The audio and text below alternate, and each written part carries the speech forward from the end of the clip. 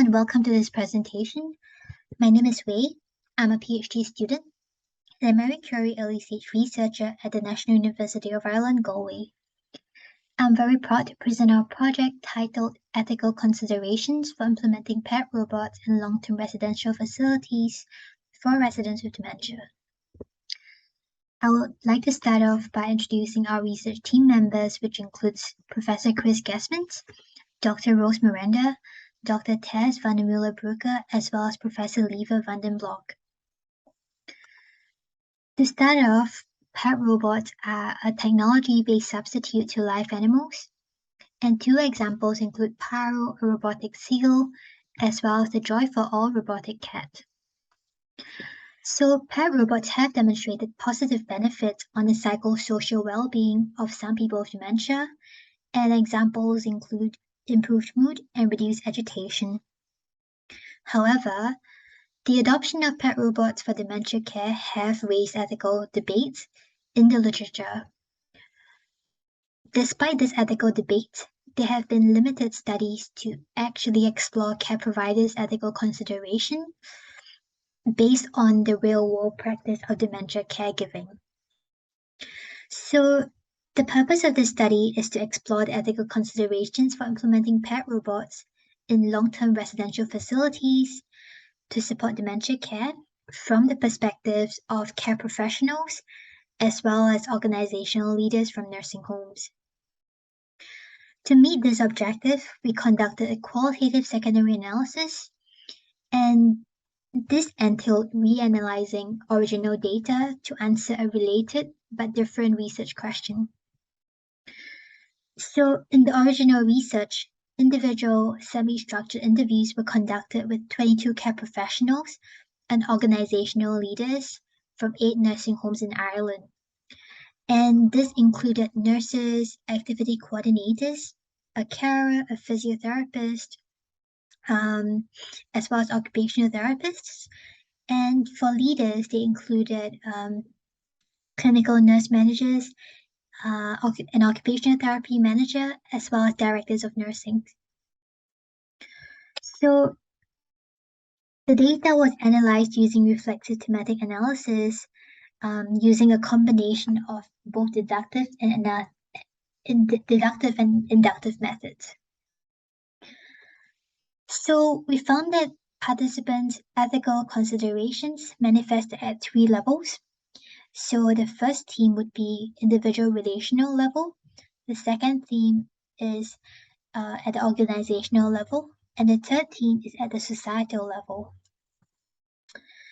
So in the first theme, participants expressed that to support residents' autonomy when using pet robots, each of their needs and preferences has to be considered individually.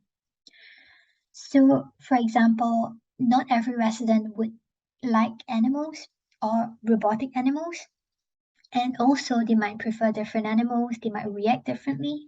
So each of these domains have to be considered carefully. So people with experience using pet robots, which is about 1/3 of the participants, expressed that pet robots have positively influenced residents' well-being.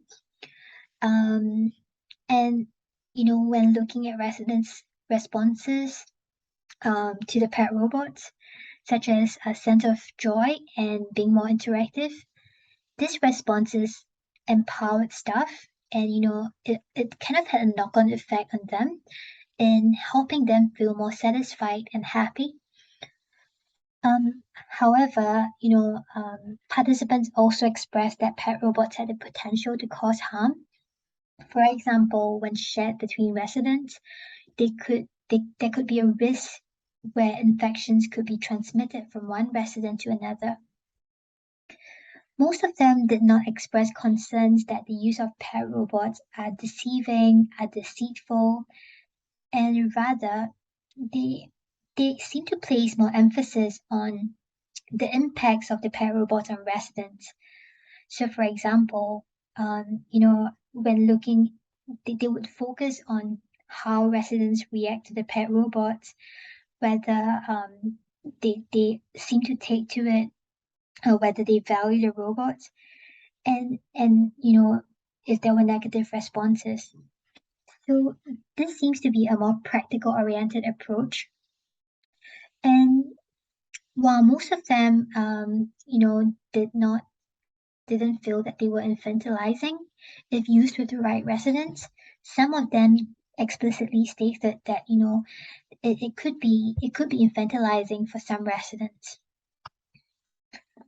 So in the second theme, at the organizational level, one of the key ethical debates in the literature is that the use of robots could replace human care. So participants in this study expressed that some aspects of implementing pet robot aligns with existing care processes, and also some aspects of caregiving is made easier. For example, when residents are more comfortable and less agitated, this made caregiving easier as well. And some participants expressed that it complements a sense of presence when staff might be too busy to attend to each of the residents. However, participants also stated that it could create more work for them as well. For example, they have to plan for the logistics, such as where to keep the robots, who should be responsible for charging them, as well as the steps needed to clean the robots to ensure hygiene. In the third theme at the societal level, most of the participants raised concerns about the cost of the robots and social justice, in the sense that it might be difficult to access or even purchase the robots due to the cost. And they described residents' financial difficulties, and even at the organizational level, it might be difficult to acquire funding to purchase these robots to actually benefit the residents. In terms of their conceptions of dementia care in long-term care facilities, most of them reported beliefs that, they felt it was important to uphold person-centered care, and that, they feel that, residents in long-term facilities deserve quality of care. They believe that residents can make a difference to some residents' life, particularly those who value pets. However, different participants had different views on whether robotic alternatives had a place in nursing homes.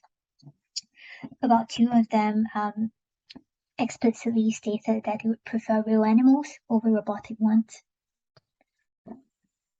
So, based on these findings, some of the ethical considerations that were reported by participants kind of resemble the existing ethical debates.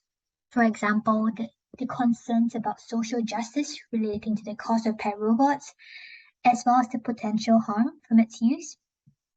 However, there are also important differences.